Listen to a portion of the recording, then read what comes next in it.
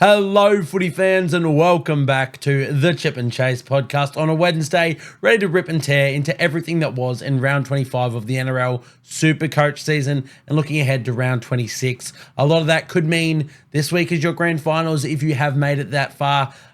Really happy for you guys. Good luck to you all in your head-to-head grand finals. Unluckily for me, which we'll get into, I was knocked out by Corny, who you guys may or may not know from the Instagram page. But yeah, did get knocked out, which, you can probably see if you're listening. If you're watching on YouTube, you can probably see why I got knocked out with my score up on screen. Of course, if you're just listening on an audio platform, this is your opportunity to head over to the YouTube channel. You can see the face cam. You can see everything that we have up on screen. Best place to be. I will also give a little bit of a note. You can probably hear it in the voice. Did lose the voice over the weekend, which is while we missed our review podcast on the Monday.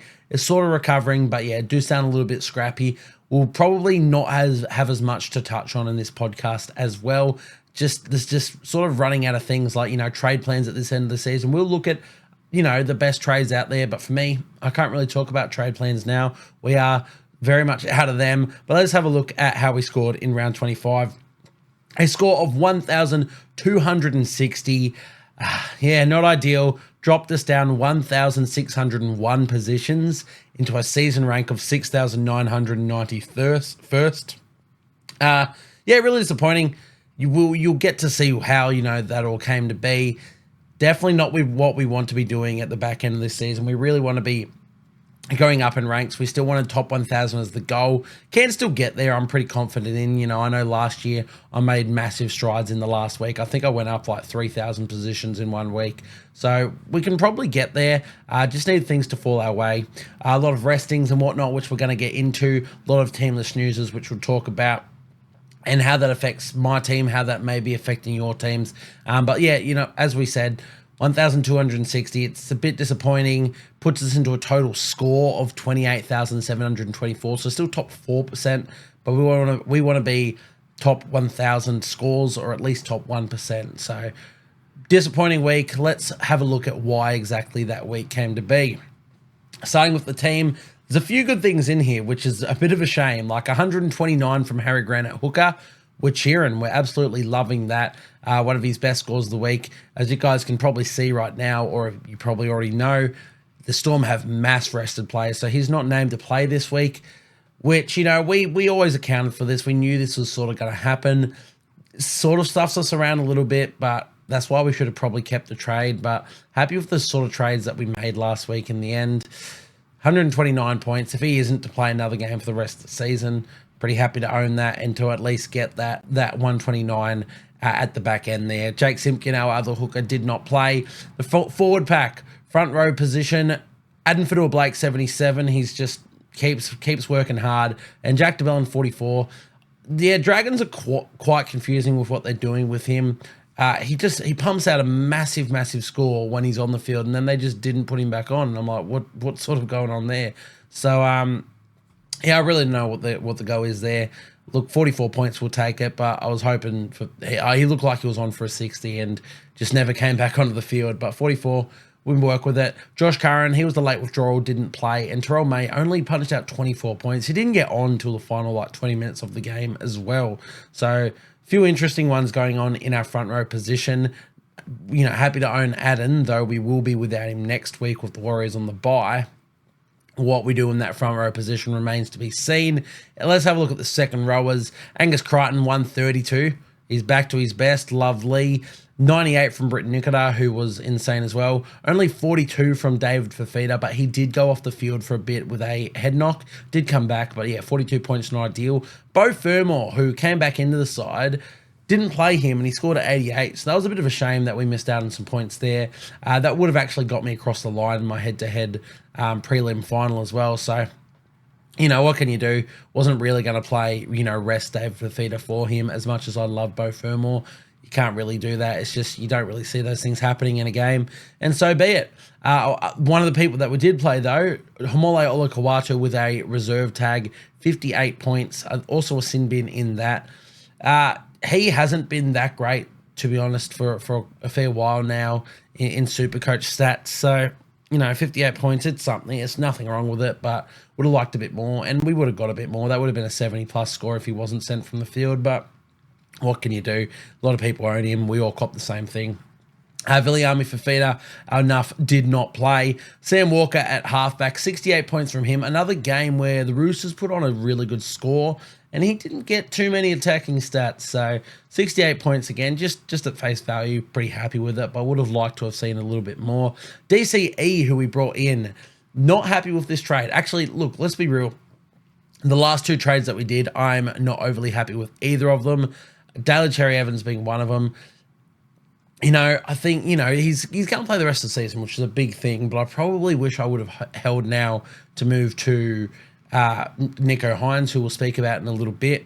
Whether or not I actually had the cash to do that's a different story, but only 41 points from Daly Cherry Evans. We brought him in for that Tigers matchup, and yeah, Manly, they weren't really here for it. The only player who was Tom Trbojevic, who happened to be one of the only Manly players I didn't own. So yeah, not the best from DCE. We'll have to see how he goes for the back end with the Bulldogs and Sharkies, I believe, to finish the season. So two tough defensive matchups there. Hopefully he can repay the faith that I've put in him.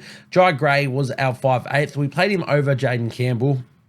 It turned out to not be the best play in hindsight, but only a 14-point difference. Jai Gray punched out 45. Jaden Campbell, who, as I said, we didn't play, 59 points from him. Into our centre wing, Jesse Ramian, 92. We would have finally got that 100-plus score, but once again, he got sent from the field for a sin bin, and now he's suspended. The first game he's going to miss all season, besides the Sharkies on the buys. Tough. My pod would love to own him.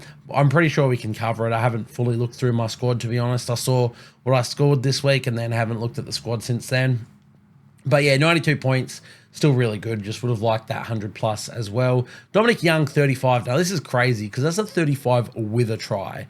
The try was off a kick, so no line break, but what's he scoring with that? That 18 points. That is abysmal. So, yeah, really interesting stuff from Dom Young. I'd like a little bit more from him there.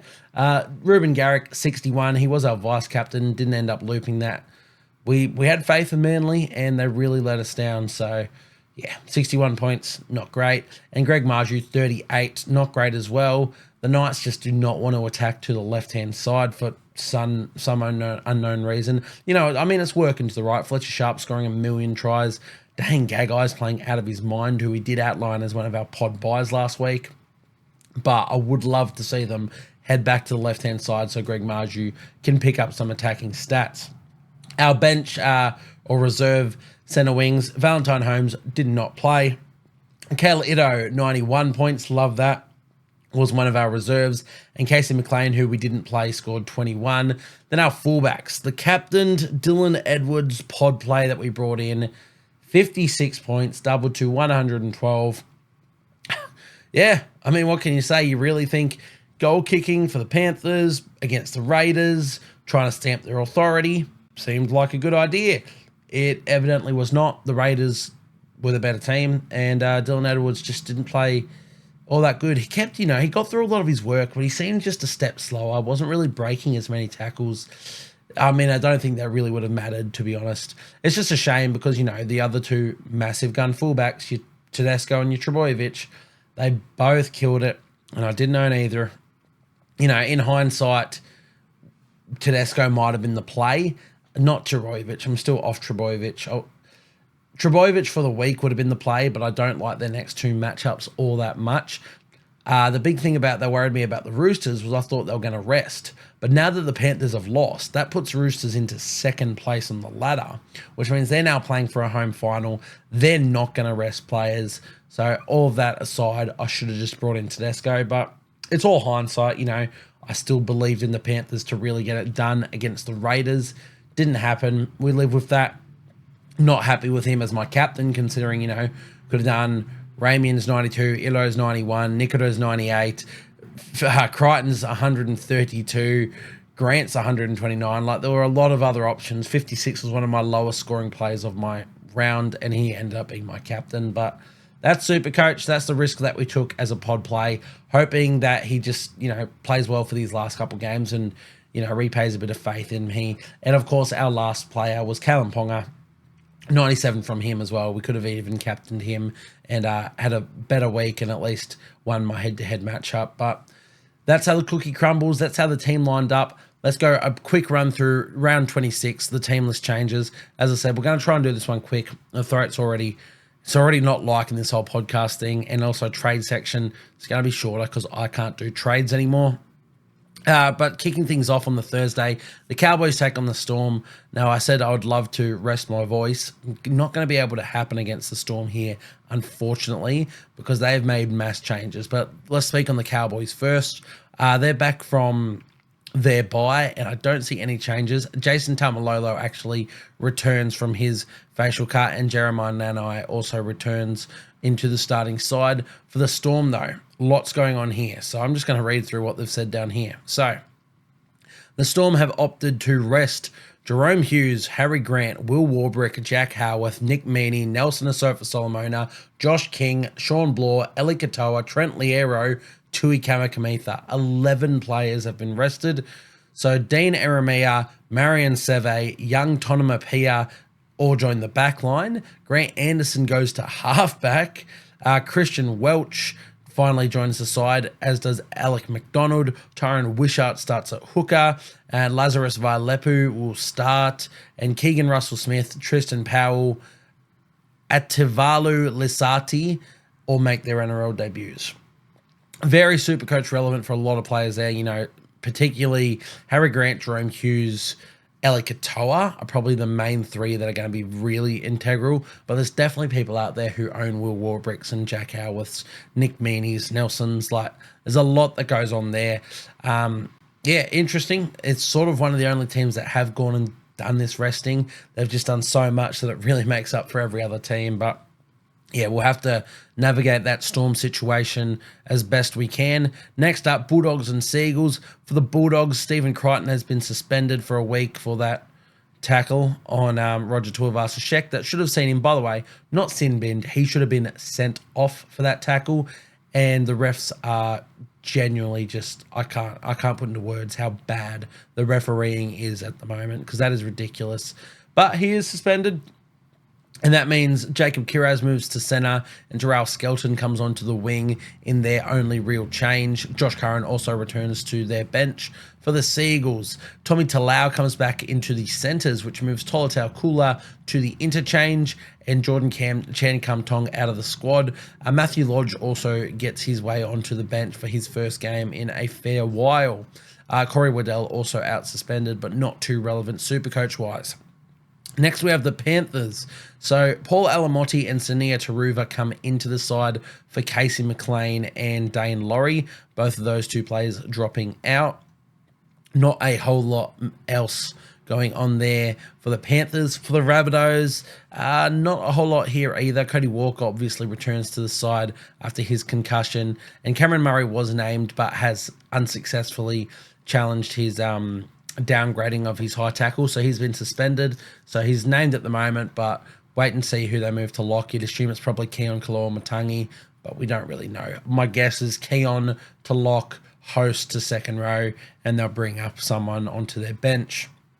Moving on to the Eels and the Dragons. For the Eels, not a whole lot going on, nor are they particularly relevant. For the Dragons, not a whole lot going on, and nor are they particularly relevant. We keep on moving.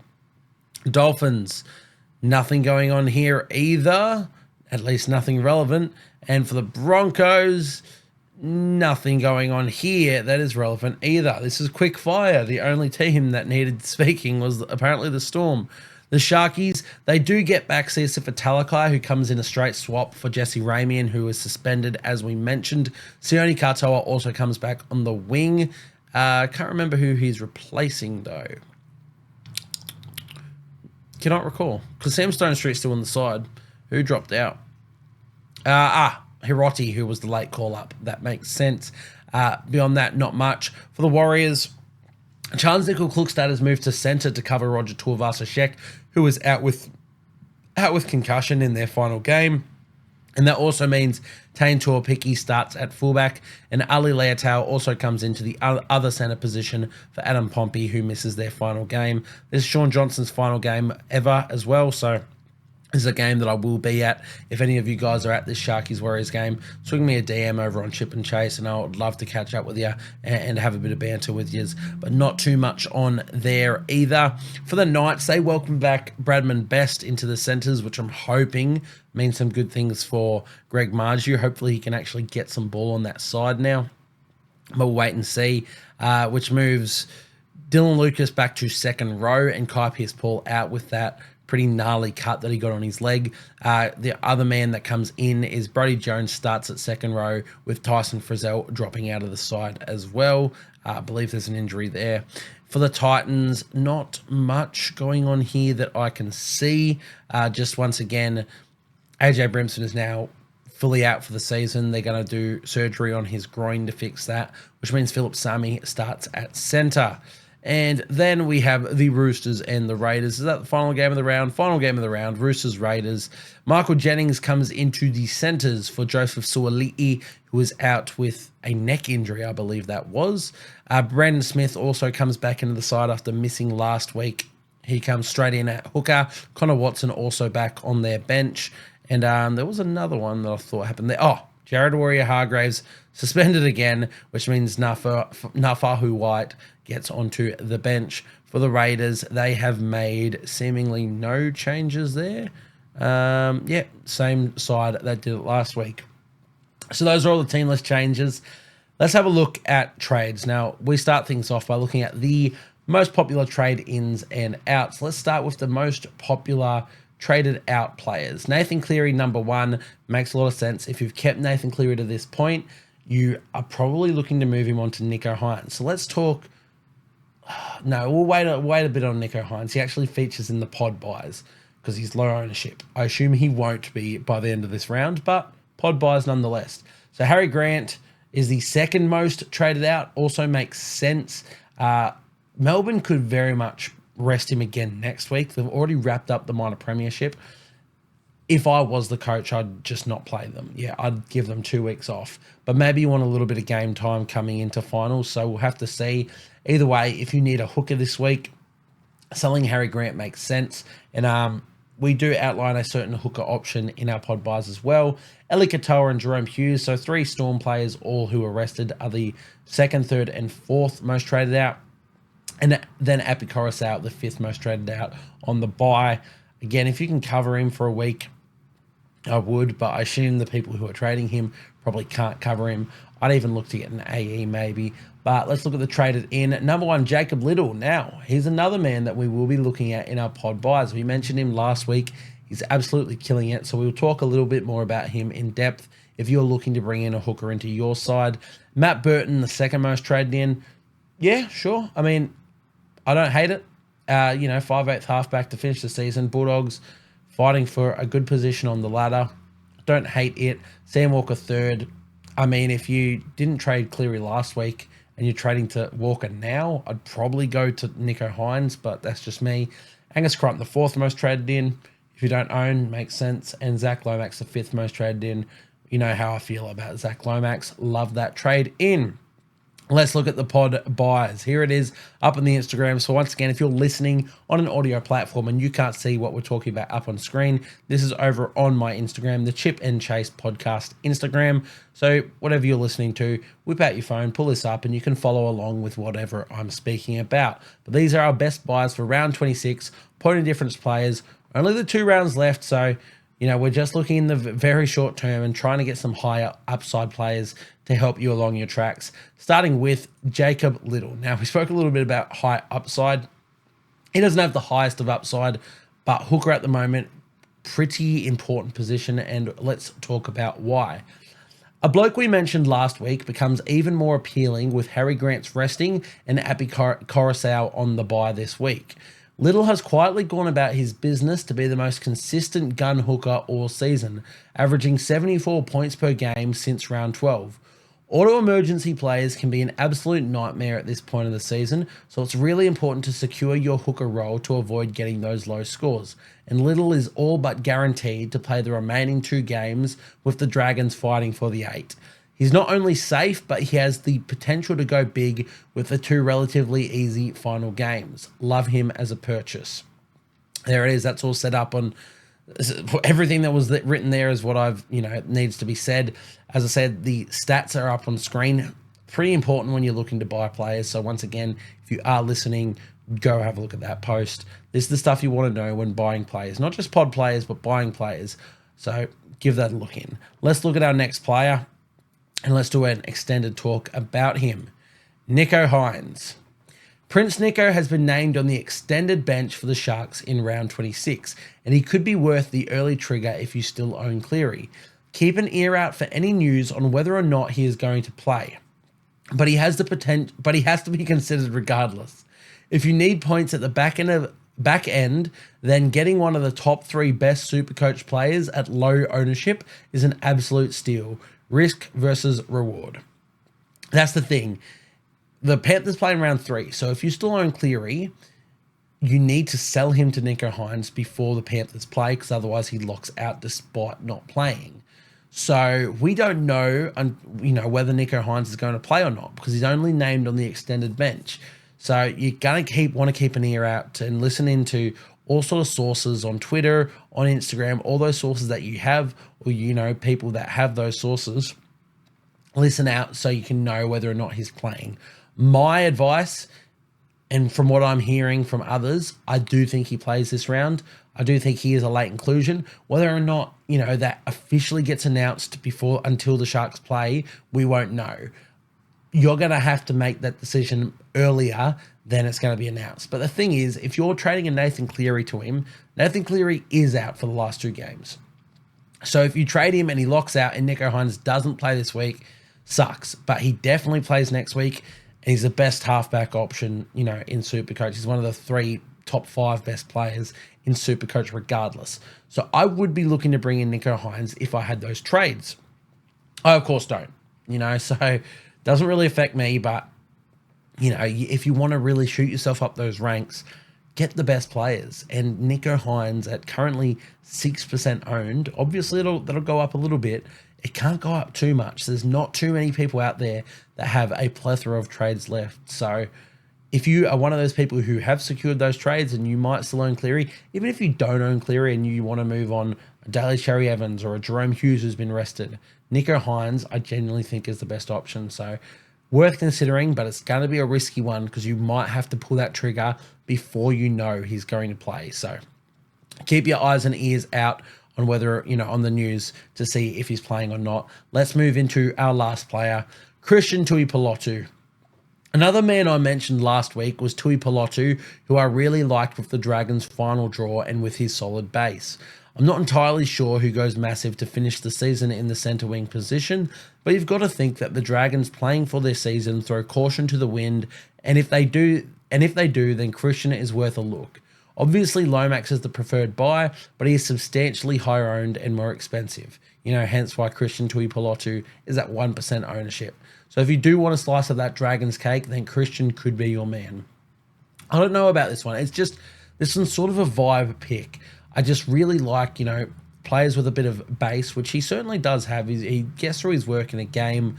Dragons have Eels and Raiders to finish the season. Now, Raiders have to beat the Roosters to actually play for anything. If they beat the Roosters, that final clash against the Raiders and Dragons clash, will be essentially playing for top 8 if the Dragons also beat the Eels, which you'd assume they're most likely going to.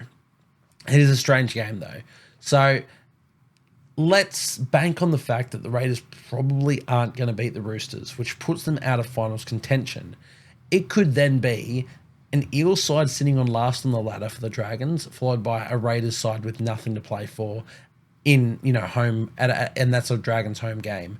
So I really like that for the Dragons, who still need to win both games, and they will be looking to, because it's not just the Raiders, there's also Knights and Broncos that are snapping at their heels, and the Dragons have the worst points differential. So even if they lose, they're one game ahead, but if they drop to the same amount of points then the points differential of Knights and Broncos would put them above them. So Dragons essentially need to win both games to finish the season. So do the Raiders, but I don't think Raiders beat the Roosters this week. So I'd say they're pretty easy matchups. I think the Dragons look to put on a bit of an attacking clinic. Yeah, sure, they do favour the right-hand side with Lomax. And, you know, I've said it all along, Lomax is a great buy, but he's also a lot higher owned. If you want to throw a bit of caution to the wind, give Christian Tuipulotu a go. It's just a vibe pick that I really like. So, yeah, give it a go. Let's look at my trades, which, of course, we can't do here. If I was to trade, if I were to have trades left, you know, fairly few easy ones, I probably wouldn't have kept Daly Cherry Evans, or bought him in last week. I really sort of regret that, looking back on it. I don't fully regret the Edwards one. You know, that one's a bit more hindsight. I'd prefer Tedesco because now I know that the Roosters aren't going to rest. But at the time of purchasing, I assumed Roosters would rest because Panthers were pretty clear at the top.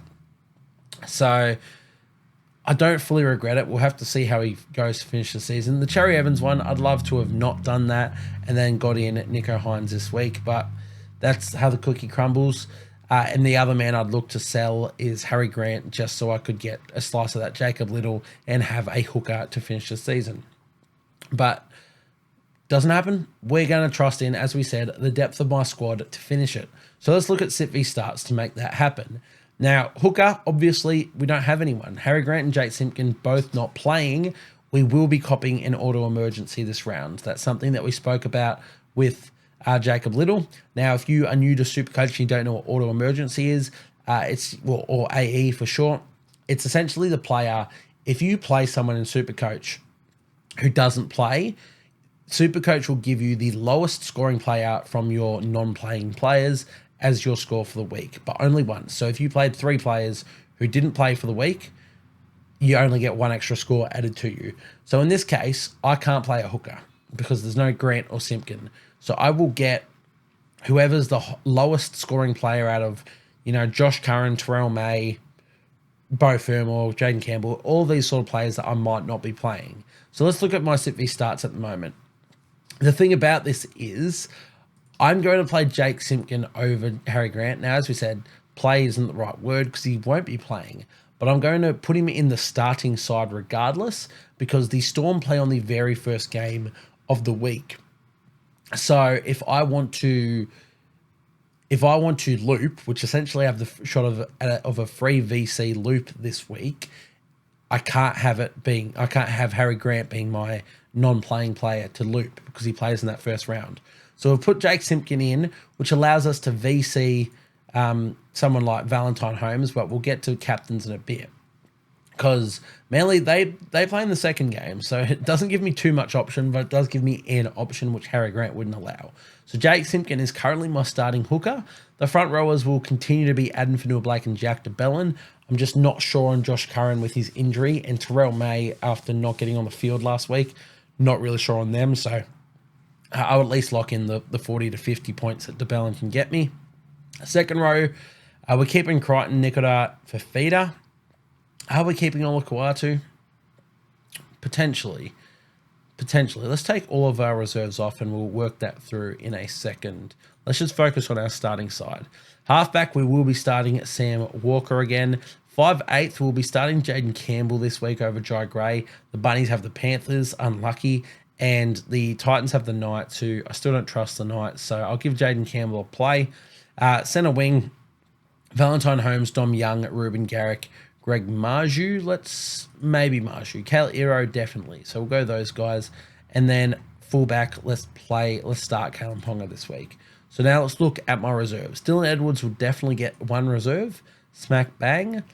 Now we have 3 more to split up between essentially Greg Marju. I don't really want to play Jai Gray. So Greg Marju, Daly Cherry Evans, Bo Fermor, and Humole Olakau'atu. I think Bo Fermor, probably my favourite of those. He's good for a good 60, probably gets attacking stats. Now it's between, who do I go here? Do I go Olakau'atu against the Dogs or Daly Cherry Evans against the Dogs? Or I could go both and sit Marju this week considering they just seemingly never go to the left-hand side.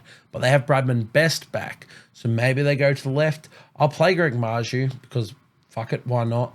And I'll give my last one to, at the moment, Ola Kawatu, but every chance it goes to Daly Cherry Evans. Who knows? So that's the team. We're pretty darn happy with it because the depth of the squad is still there. Even with players like McLean and Ramian out and, Harry Grant and all that out, we have a really good side. The AE, my auto emergency will be one of Josh Curran, Terrell May, DCE, and Jai Gray. If I had to hedge my bets, I'm probably thinking Terrell May, but who really knows? So let's look at captains for the week. Now, as we mentioned, we will be looking at a VC on Valentine Holmes because that is the only game that plays before Jake Simpkin, who is my non-playing player. So it has to be a VC on Valentine Holmes, which I don't hate because, Melbourne have rested all their players. You never really want to be captaining or vice-captaining against the Storm, but in this case, I've got a bit of an exception to that rule. So a vice-captain on Valentine Holmes we work with. Anyone else, if you own a Scott Drinkwater, he's also worth a vice-captain shout there. Bulldogs and Seagulls. You can always go for Tom Trebojevic, who I don't own, but the Bulldogs, they've just got, their defense is so good. I'd be a little bit more weary of it. Yeah, I'd be a little bit more careful in doing that. But, you've got to go Tom Trebojevic every week, essentially. So, vice-captain on Tom Trebojevic is a good shout, despite the Bulldogs matchup. Panthers, Rabbitohs up next. Dylan Edwards, theoretically would be a good shout, but I don't really trust him, and I don't really trust the Panthers at the moment. But against the Bunnies, I'd expect them to turn up. Dylan Edwards is a great shout, but unfortunately my captain's going to come later in that same position, so I won't be doing it. Eels and Dragons. There's not many options here. Zach Lomax is a really good vice-captain or captain shout, but that's sort of about it in that game. Dolphins, Broncos, wouldn't be looking at anyone. Sharks, Warriors. If you are to bring in Nicho Hynes, if he is named to play and you bring him in, fantastic captain shout against the Wars, who haven't really turned up for a fair while, and the Sharkies have been playing some really great footy. So I really like the Nicho Hynes captain. Beyond that, not too many Sharkies I'd look at, and there's no Warriors I'd look at. Knights, Titans, this is where my captain will fall. I will be captaining Kalen Ponga. This one's taking place in Newcastle, so there's that little home field advantage for the Knights. He looked good last week, KP, so yeah, I'll be getting Kalen Ponga as my captain. And then the final game, we're looking at Roosters and Raiders.